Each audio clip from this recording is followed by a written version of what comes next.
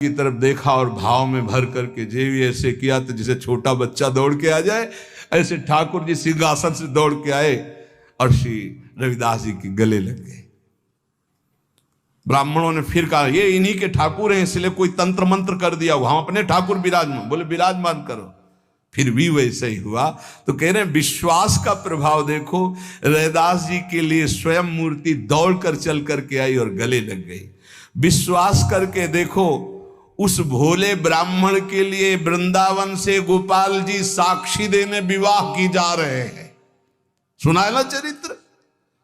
क्योंकि फिर हरिदास जी के चैत्य में बाधा पड़ी। एक ब्राह्मण बूढ़ा था और धनी मानी था, 4 लड़के थे, 1 लड़की थी। अपने लड़कों से कहा कि हम तीर्थ यात्रा जाते हैं, 3 में 4 में से 1 चलो, सहयोग करो। तो उन्होंने कहा तुम्हें तीर्थ जाना, जाओ, हमारे पास समय नहीं।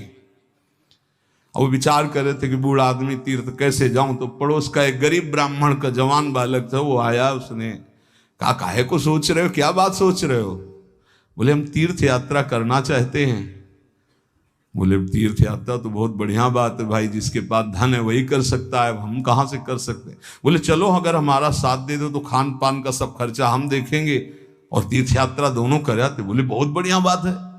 वो सोचा कि इनके सारे हमारा भी तीर्थ यात्रा हो जाएगा। वो जवान गरीब ब्राह्मण बोला। अब वो पूरे तीर्थों में घुमाते हुए जब वृंदावन आए तो बीमार हो गया, तो बहुत सेवा की, बड़ा हृदय प्रसन्न हुआ उस धनी ब्राह्मण का, बूढ़े का। और गोपाल जी के मंदिर में कहा भगवान को साक्षी करके कहते हैं कि एक बेटी है, मैं तुम्हें अपनी बेटी का पाणी ग्रहण संस्कार तुम्हारे साथ करूंगा।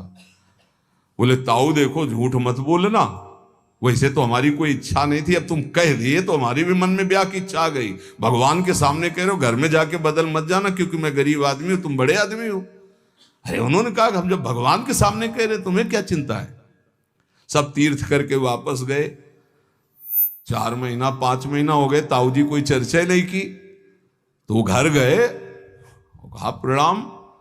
वो ब्याह वाली बात, उनके लड़कों ने धक्का लगाया, बस अपने को देखता है तो हमारी बहन के ब्याह बाहर कर दे। बूढ़े से कहा भगवान के सामने साक्षी तुमने कहा था, तुम्हें तो बूढ़ा बजी कहता हमें कुछ याद नहीं कि हमने कुछ कहा है। और वो पंचायत बैठा ली। पहले गांव में पंच लोग न्याय करते थे, तो उन्होंने कहा ठाकुर जी के सामने इन्होंने कहा कि हम अपनी बेटी का ब्याह करेंगे। लड़कों ने बूढ़े को सिखा दिया था, कह देना कि अगर ठाकुर जी आके साक्षी दे दे तो हम ब्याह कर देंगे। तो उसने कहा देखो हमें तो याद नहीं, अगर ठाकुर जी तुम्हारे यहां आकर के उड़ीसा प्रांत में आकर कह दे गांव में